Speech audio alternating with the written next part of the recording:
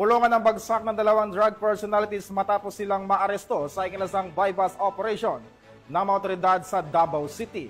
Narito ang detalye ng report mula kay Patroluman Bername Lapus. Arestado ang dalawang individual sa sinagawang bypass operation ng Kalinan Police Station sa Barangay Talumo River, Kalinan District, Davao City nito lamang Hulyo 23 taong kasalukuyan.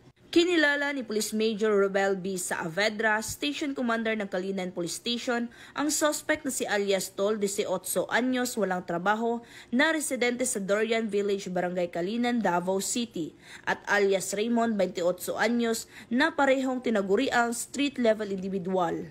Na-recover mula sa mga suspect ang isang pakete ng hinihinalang shabu na may tinatayang bigat na 1.29 grams na nagkakahalaga ng humigit kumulang 8,772 pesos, isang cellular phone at bypass money na ginamit sa operasyon.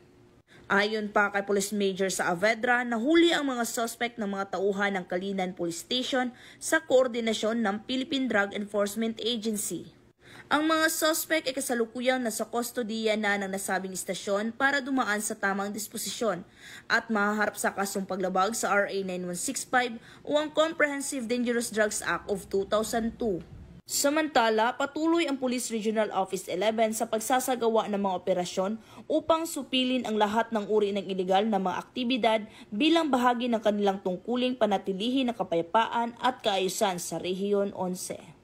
Mula dito sa Rehiyon 11, ako ang inyong PNN correspondent, Patroluman Bername Lapus, alagad ng batas, tagataguyod ng Balitang Pulis.